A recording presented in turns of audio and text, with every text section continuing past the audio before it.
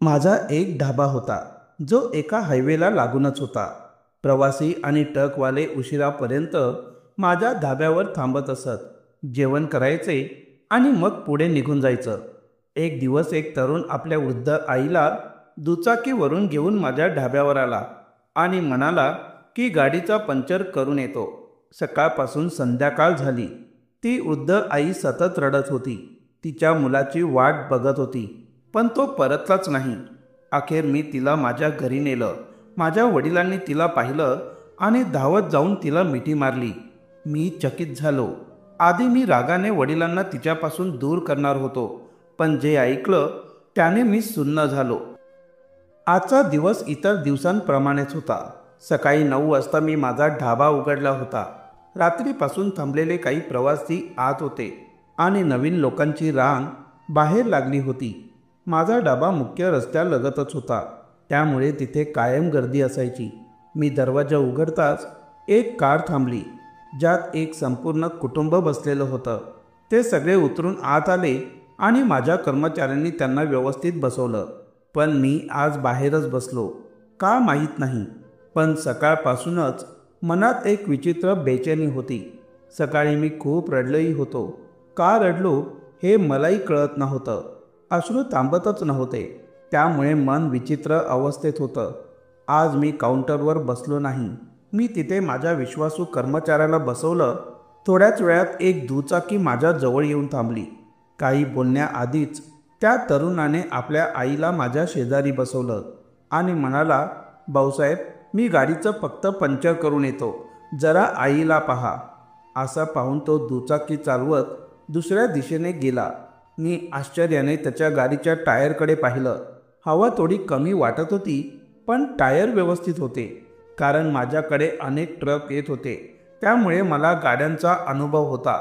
ती वृद्धा माझ्या शेजारी बसून म्हणाली, मुलगा आहे माझा. घरून निघाल्यावरच म्हणाला होता की ट्रकवाल्यांच्या ढाब्यावर थांबू, गाडी पण थोडी ठीक करून घेऊ. मी म्हटलं, बघ, आपण इथपर्यंत आलोच आहोत. आतापर्यंत तर काही अडचण आली नाही. मी काही बोलले तर तो चिडला. म्हणाला, रस्ता लांबचा आहे, तू इकडेच थांब. त्या बाईचं बोलणं ऐकून मी विचारलं, तुम्ही कुठे चालला आहात? तिने पदर नीट करत उत्तर दिलं, माहीत नाही बाळा. त्याने फक्त इतकंच सांगितलं की आज फिरायला जाऊया आई. माझी तब्येत पण बरी वाटत नाहीये. त्याला समजावत होते, पण तो ऐकतच नाही, सतत ओरडतो. ती बाई खूप निष्पाप वाटत होती. चेहरा पाहूनच जाणवत होतं. मी थोडा विचार करून विचारलं, तुम्ही काही खाल्लं आहे का? तिने नकारार्थी मान हलवली आणि म्हणाली, सकाळी थोडा ब्रेड खाल्ला होता, पण आता भूक लागली आहे.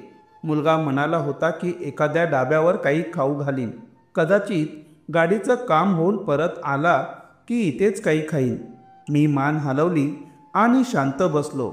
थोड्याच वेळात माझा एक कर्मचारी आतून आला आणि म्हणाला की भाऊसाहेब, जे मोठं कुटुंब आलंय त्यांनी थांबवण्यासाठी खोली मागितली आहे. थोडा भाव करत आहेत, जरा या.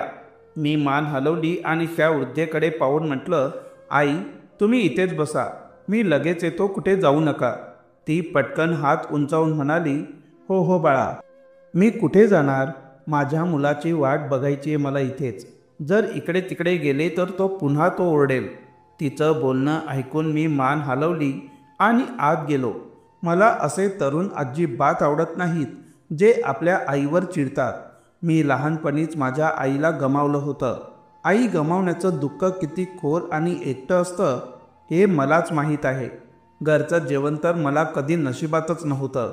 कदाचित म्हणूनच मी एक ढाबा सुरू केला होता, जिथे मी आईच्या हातच्या जेवणासारखी आत्मीयता लोकांना देत होतो. मी कधी मोठ्या डिग्रीधारक शेफ्सना कामावर ठेवलं नव्हतं. मी घरच्या स्त्रियांना काम दिलं होतं, ज्या आपल्या प्रेमाने आणि आपुलकीने बनवलेलं अन्न ग्राहकांना देतात. मी आज जाऊन त्या कुटुंबाचं जेवण खाणं नीट पाहिलं आणि बाहेर आलो, पण ती वृद्धा कुठेच दिसत नव्हती. माझ्या छातीत धस्स झालं. त्या मुलाने आपल्या आईला माझ्या भरोशावर ठेवलं होतं आणि आता ती कुठेच नव्हती. माझं मलाच वाईट वाटू लागलं की काश मी त्या आईला डाब्याच्या आतच बसवलं असतं. मी लगेच इकडे तिकडे नजर फिरवली, पण त्या कुठेच दिसल्या नाहीत. माझे हातपाय गारठू लागले. मी डाव्याच्या दरवाजावर उभा राहून घाबरून जोरात ओरडलो, आई, बाहेर आहात का? माझा आवाज ऐकून 2-3 मुलं आणि काही कर्मचारीही बाहेर आले. एक जण म्हणाला, काय झालंय साहेब, सगळं ठीक तर आहे ना? मी लगेच म्हणालो, एक वृद्ध आई होती गुलाबी सूटमध्ये, कुठे गेल्या त्या? त्यांचा मुलगा त्यांना माझ्या हवाली करून गेला होता. आता ती जबाबदारी माझी होती. एक तरुण म्हणाला, अरे भाऊ, जाऊ द्या ना, कदाचित त्यांचा मुलगा आला असेल आणि त्या त्याच्यासोबत गेल्या असतील. मी डोकं हलवत म्हणालो की नाही, मला कोणत्याही बाईकचा आवाज नाही ऐकू आला. तुम्ही लोक इकडे तिकडे पहा, शोधा, कुठे गेल्या त्या आंटी. माझं हृदय जोरात धडधडत होतं. का माहीत नाही, पण त्या बाईचं गायब होणं मला खूप बेचैन करत होतं. मी संपूर्ण परिसर पाहून आलो, पण त्यांचा काही पत्ताच लागला नाही. मी CCTV फुटेज तपासणार होतो. तेवढ्यात कोणीतरी माझ्या खांद्यावर हात ठेवला. वळून पाहिलं तर तीच वृद्ध आई होती. हातात काही फुलं होती. चेहऱ्यावर हसू त्या माझ्या दिशेने फुलं वाढवत म्हणाल्या, बाळा, तू खूप चांगला आहेस. मी पाहिलं तू त्या लोकांकडून कमी पैसे घेतलेस. मला खूप छान वाटलं, म्हणून मी तुझ्यासाठी फुलं तोडायला गेले होते. हे घे, माझ्याकडून एक छोटीशी भेटवस्तू. आता मला काही खायला दे, भूक लागली आहे. माझा मुलगा येईल तेव्हा तो तुला पैसे देईल. मी आश्चर्य आणि काळजीने म्हणालो, आई, तुम्ही पण ना, काय करावं? मी इतकं शोधत होतो तुम्हाला. मला वाटलं की तुम्ही हरवलात. माझं बोलणं पूर्णही झालं नव्हतं इतक्यात त्यांनी प्रेमाने माझ्या केसांवरून हात फिरवला आणि हसून म्हणाल्या, अरे राजा, इतका घाबरतोस का? मी कुठे दूर गेले होते का? मी तर म्हटलं होतं ना, मी कुठेही जाणार नाही. जर कुठे गेले तर माझा मुलगा रागावेल. आता तर काही खायला दे, औषधं पण घ्यायची आहेत. त्यांचं बोलणं ऐकून मी त्यांचा हात धरला आणि त्यांना आत घेऊन आलो. त्यांना एका चांगल्या टेबलावर बसवत म्हणालो, आई, सांगा काय खाणार, मी स्वतः आणून देतो. मी म्हटलं. तेवढ्यात त्या म्हणाल्या, मी खूप तिखट खाऊ शकत नाही. माझ्या घशात त्रास होतो. काही साधं किंवा गोड आण. मी लगेच विचारलं, तुम्हाला शुगर तर नाही ना? त्या हलकसं हसल्या. ओठांवर बोट ठेवत म्हणाल्या, थोडीशी आहे, पण सध्या मुलगा तर सोबत नाही. तो कुठे बघणार आहे? तू घेऊन ये, मी थोडंसंच खाईन. मी हसून म्हणालो, काही हरकत नाही. जर तुम्हाला शुगर आहे तर मी तुम्हाला गोड अजिबात देणार नाही. हो, तुमच्यासाठी मी थोडं दलिया बनवतो. हे ऐकून त्यांनी नाक तोंड वाकडं करत लगेचच म्हटलं, नाही, दलिया नको, काहीतरी छान आण, ज्यामुळे माझा मूड चांगला होईल.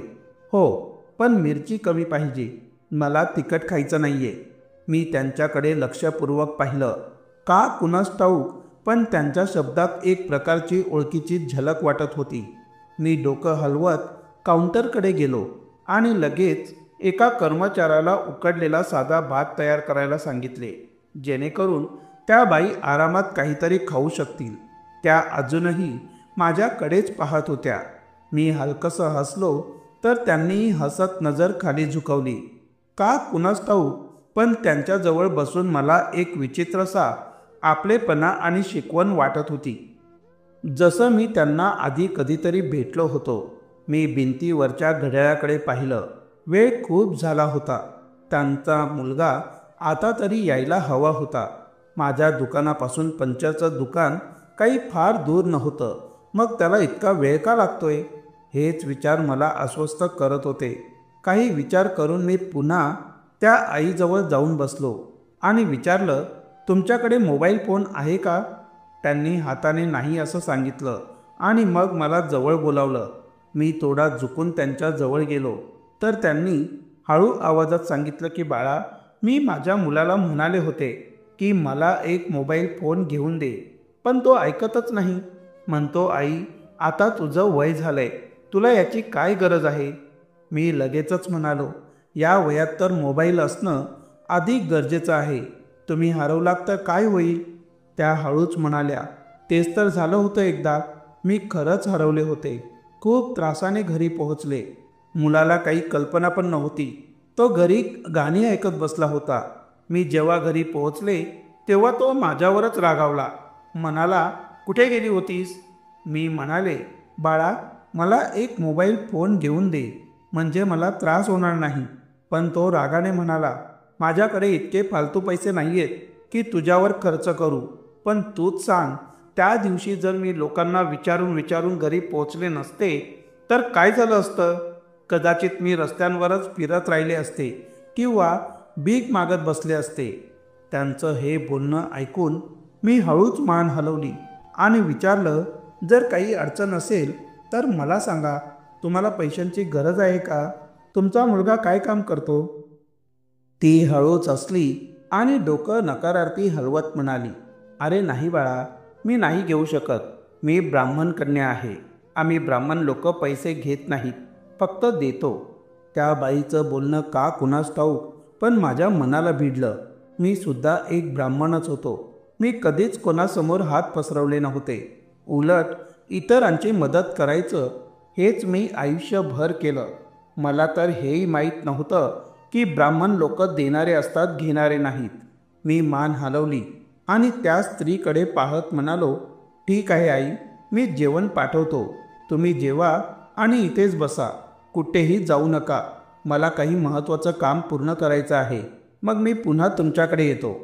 ती स्त्री दोन्ही हात वर करून मला आशीर्वाद देत म्हणाली, देव तुला खूप सुखी ठेवू बाळा. बस माझा मुलगा परत यावा म्हणजे आम्ही निघू. माहीत नाही कुठे राहिला आहे. मी शांतपणे मान हलवली आणि काउंटरवर जाऊन बसलो. तिच्या बोलण्यातून हे स्पष्ट झालं होतं की तिचा मुलगा कुठे आहे याचा तिला काहीच अंदाज नाही. आता मलाही काळजी वाटायला लागली होती. जसजसा वेळ पुढे जात होता माझ्या हृदयाची धडधड वाढत होती. दुपार झाली होती, पण तिचा मुलगा अजूनही आला नव्हता. मी माझ्या एका माणसाला पंचरच्या दुकानात पाठवलं होतं, पण तिथून उत्तर आलं, सकाळपासून शेकडो लोक आलेत, पण कोणी लक्षात आलं नाही. मी स्वतःही त्या दुकानदाराकडे गेलो. मुलाचे हुलकावे दिले, पण उत्तर तेच होतं, नाही भाऊ, असं कोणीही आलेलं नाही आहे. आता खरंच मला काळजी वाटायला लागली होती. शेवटी तो मुलगा गेला तरी कुठे? जेव्हा मी परत आलो तेव्हा पाहिलं की ती वृद्ध स्त्री दाराशी उभी आहे. तिच्या चेहऱ्यावरून स्पष्ट दिसत होतं की आता तीही अस्वस्थ झाली आहे. मला पाहताच ती पटकन जवळ आली आणि विचारू लागली, काय झालं बाळा? काही कळलं का माझ्या लेकराबद्दल? मी मान हलवत तिच्या खांद्यावर हात ठेवला आणि म्हणालो, आई, तुम्ही आत चला. ऊन खूप आहे. कदाचित तो थोडा पुढे गेला असेल. त्याच्या बाईकला काही मोठी अडचण आली असेल.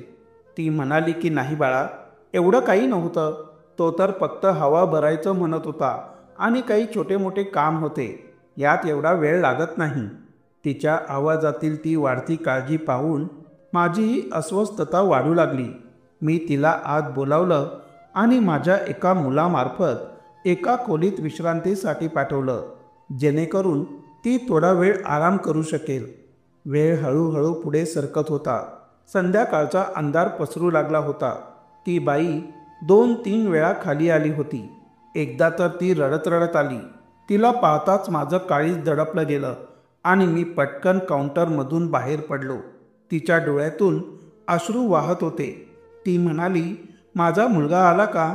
मला खूप घाबरल्यासारखं वाटतंय. मला घरी जायचंय. माझा मुलगा उपाशी असेल, त्याने काही खाल्लं नसेल.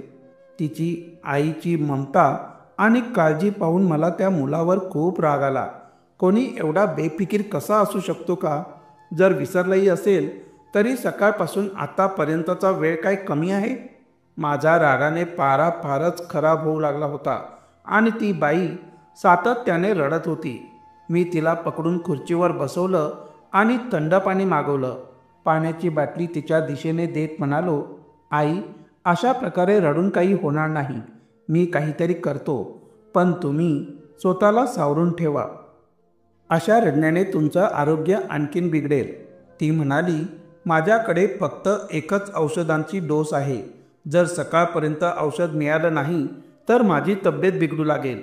माझे हातपाय जळायला लागतील. बाळा, काहीतरी कर. मी लगेच म्हणालो की आई, ती जी औषधं तुम्ही घेत असता तिचा रॅपर आहे का तुमच्याकडे? मला द्या, मी औषधं मागवतो. तिने मान हलवली आणि आपल्या गठरीतून औषधांचा रॅपर काढून मला देताना म्हणाली, ही माझ्या शुगर आणि घशाच्या औषधांची यादी आहे. दोन्ही मागो बाळा, नाहीतर माझी तब्येत फारच बिघडेल. माझा मुलगा आला की आम्ही लगेच तुझे एक एक पैसे चुकवून देऊ. मी कधीच कोणाचे उपकार ठेवत नाही. मी काही न बोलता रॅपर घेतला आणि माझ्या मुलांना औषधं घेऊन यायला पाठवलं. आता तिला भूकही लागली होती. मी तिला माझ्याजवळ बसवून जेवायला घातलं. काही वेळा ती जेवत असतानाही रडायला लागत होती आणि आपल्या मुलाला आठवून ओक्साबुक्सं रडत होती. माझं मन होत होतं की त्या मुलाला शोधून त्याला भरपूर सुनवावं. कोणी एवढा बेफिकीर कसा असू शकतो? माझं मन आणि मेंदू फक्त या एकाच विचारात गुंतलेलं होतं. मी माझं CCTV फुटेजसुद्धा पाहून घेतलं होतं. मी तर देवाकडे हीच प्रार्थना करत होतो की कुठेतरी त्या गाडीचा नंबर तरी दिसावा. पण दुर्दैवाने असं काही झालं नाही. कॅमेऱ्यात फक्त गाडीचा पुढचा भाग दिसत होता, नंबर प्लेट नव्हती. त्यामुळे इथेही मला काही साध्य झालं नाही. रात्र अजून खोल होत चालली होती. ती वृद्धा आता थकलेली होती. डोळे हळूहळू मिटू लागले होते. कदाचित औषधांचा परिणाम होत होता. मी तिच्याकडे पाहत म्हणालो, आई, एक काम करा, माझ्यासोबत घरीच चला ना. तुम्हाला इथे एकटीला सोडून जायची इच्छा होत नाहीये का? कोण जाणे, त्या बाईशी मी थोडंसंही कठोर वागू शकत नव्हतो. जरी मी नेहमीच खडूस स्वभावाचा मानला जायचो, तरी तिच्यासमोर मी पूर्णपणे बदलल्यासारखा झालो होतो. माझ्या हॉटेलमधील संपूर्ण स्टाफला माझा खूपच धाक वाटायचा. कोणीही माझ्याकडे डोळ्यात डोळे घालून बोलायचं धाडस करत नसे. पण त्या बाईसमोर मी अगदी निरागस झालो होतो. माझ्याकडे हॉटेलमध्ये अनेक खोल्या होत्या जिथे ती रात्र थांबू शकली असती. तरीही मी तिला एकटीला सोडू इच्छित नव्हतो. मनात आलं, जर तिला रात्री माझी गरज भासली तर. म्हणून मी तिला माझ्या घरी येण्याचा प्रस्ताव दिला. पण ती लगेच म्हणाली की नाही बाळा, मी घरी नाही जाणार. मी इथे बाहेरच बसते. माझा मुलगा येईल, त्याला विसरण्याची सवय आहे. तो अनेक वेळा अशा गोष्टी विसरतो. तिचं ते बोलणं ऐकून मला खूप वाईट वाटलं. मी तिला पाहतच राहिलो आणि म्हणालो की आई, त्याला यायचंच असेल तर तो येईलच. जर त्याला तुझा काही पत्ता लागला नाही तर माझा स्टाफ मला फोन करेल. मी संपूर्ण रात्र जागून वाट बघेन. पण तुला इथे आजारी अवस्थेत एकटीला सोडणं योग्य नाही. जरी जाशील तर तुला बरं वाटेल. तिच्या डोळ्यात टचकन पाणी आलं. ती म्हणाली, माझं मन नाही मानते. वाटतंय की तो नक्की येईल आणि मग तुला त्रास होईल. रात्रीच्या वेळी मला परत सोडायला यावं लागेल. मी ताबडतोब म्हणालो की आई, तू मला मुलगा म्हणाली आहेस ना, मग मी तुला परत सोडायला येणार नाही का? माझ्याकडे मोठ्या गाड्या आहेत, ड्रायव्हर आहेत, तू चिंता करू नकोस. ती थोडीशी गोंधळलेली वाटत होती.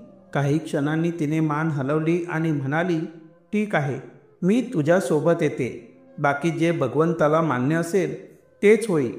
असं म्हणून तिने तिचा पदर व्यवस्थित केला आणि म्हणाली, चल बाळा, मी तयार आहे. मी मान डोलावली आणि माझ्या मॅनेजरला हाताने बोलावून काही सूचना दिल्या आणि त्या वृद्धेला घरी घेऊन आलो. जसा ती गाडीच्या पुढच्या सीटवर बसली तशी ती हसून म्हणाली, माझी खूप जुनी इच्छा होती की मोठ्या गाडीत फिरावं. बघ ना, आज देवाने ती इच्छा पण पूर्ण केली. बस माझा मुलगा सोबत असता तर अजून छान वाटलं असतं. मी तिच्याकडे पाहिलं. तिच्या डोळ्यात आशा होती आणि मनात वेदना. किती सुंदर आणि साधी होती ती बाई.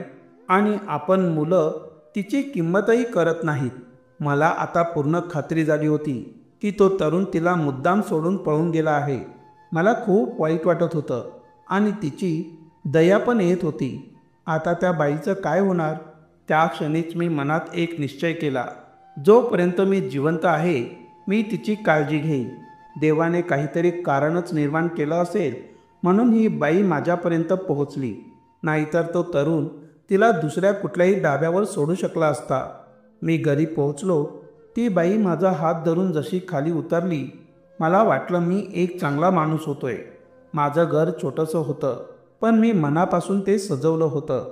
गाडी पोर्चमध्ये थांबताच ती आनंदाने म्हणाली, वा, तुझं घर किती सुंदर आहे.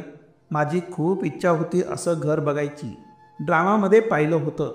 माझा मुलगा म्हणायचा की असं घर फक्त श्रीमंताचं असतं. तू खूप श्रीमंत आहेस का? मी हसून मान खाली घालून म्हणालो, आई, मी श्रीमंत आहे की नाही माहीत नाही, पण एवढं नक्की सांगू शकतो की मी कधीही कोणापुढे हात पसरवला नाही. जे कमावलं त्यात समाधान मानलं आणि शक्य तितकं इतरांबरोबर वाटूनही घेतलं. ती हसत म्हणाली की देव तुझ्या नशिबात अजून बरकत देव. जसं तू आज माझी काळजी घेतली आहेस ते मी शब्दात सांगू शकत नाही. मी आज तुला अंतःकरणाने अनेक आशीर्वाद दिले आहेत. फक्त देव करो आणि माझा मुलगा मला न्यायला यावा. त्याची खूप काळजी वाटते. त्याला फक्त माझ्या हातचं जेवण आवडतं. बाहेरचं तो कधी काही खात नाही. मी फक्त मान डोलावली आणि तिच्यासोबत गाडीतून उतरलो. एक क्षणभर मनात विचार आला की तिला खरं सांगावं की तिचा मुलगा तिला कायमचा सोडून गेला आहे. पण जितक्या प्रेमाने आणि श्रद्धेने ती त्याच्या आठवणी काढत होती त्याच प्रेमाने त्याचं नाव घेत होती. मी एक शब्दही बोलू शकलो नाही. मला वाटलं गप्प राहणंच योग्य आहे. मी तिचा हात धरून म्हणालो, आई, चला आत जाऊ, मग थोडीशी चहा घेऊन आराम करा. पण ती ताबडतोब म्हणाली, नाही बाळा, त्याची गरज नाही. मी फक्त थोडा वेळ विसावते, पण जर माझ्या मुलाचा फोन आला तर मला नक्की उठव. असं समजू नकोस की आई झोपली आहे. मी अर्ध्या रात्रीसुद्धा उठेल. माझ्या मुलाला वाट पाहायला लावू नकोस. मी काहीच बोलू शकलो नाही. फक्त शांतपणे तिला घेऊन घरात आलो. आम्ही अजूनही लिव्हिंग रूममध्येच होतो. तेवढ्यात वडिलांचा आवाज आला, समीर, आलास तू? कधीपासून तुझी वाट बघतोय. आज खूप उशीर झाला वाटतं. मी वळलो तर पाहिलं वडील माझ्या समोर उभे होते. मी काही बोलायच्या आतच ते म्हणाले, ही बाई कोण आहे जी तुझ्यासोबत आहे? मी अजून उत्तर देणारच होतो की ती वृद्ध स्त्री अचानक फिरली. तिच्या डोळ्यात अश्रू होते. चेहरा उदास आणि थकलेला दिसत होता. आणि माझे वडील? ते तर जणू पुढचा श्वास घेणंच विसरून गेले होते. मी आश्चर्याने त्या दोघांकडे पाहत राहिलो. इतक्यात वडील धावत त्या स्त्रीकडे गेले आणि तिला मिठी मारून फुटफुटून रडू लागले. त्यांचं अशा प्रकारे रडणं माझ्या समजुतीच्या पलीकडचं होतं. ती स्त्री मात्र शांत होती, पण आता तिच्याही रडण्याच्या सिसक्यांचा आवाज ऐकू येऊ लागला. हे दोघंही एकमेकांना ओळखत होते, पण रडत का होते हे काही मला समजत नव्हतं. मला जणू अचानक भान आलं. ती स्त्री वयाने माझ्यापेक्षा खूप मोठी होती, पण तरीही मी तिला मिठी मारली नव्हती. मला माझ्या शरीराच्या त्या संकोचावर एक अजबशी लाज वाटू लागली. मी लगेच दोघांना वेगळं केलं आणि रागाने वडिलांकडे बघत म्हणालो, हा काय बेशिस्त वागणं आहे बाबा? तुम्हाला काय झालंय? कशा प्रकारे वागता आहात? थोडं तरी भान ठेवा. त्या आपल्या पाहुण्या आहेत. माझं म्हणणं ऐकून वडील म्हणाले, ही पाहुणी नाही आहे, ही आपल्याच घराचा एक भाग आहे. मला माफ कर. मी तुझ्यासमोर हात जोडतो. तू कुठे गेली होतीस? मला माहीत आहे की मी तुला कुठे कुठे शोधलं नाही. त्यांनी त्या स्त्रीचा हात आपल्या छातीवर ठेवला आणि म्हणाले, बघ, माझं हृदय किती जोरात धडधडतंय. मी लगेच वडिलांना दूर ढकलून म्हणालो, तुम्ही हे काय बोलताय?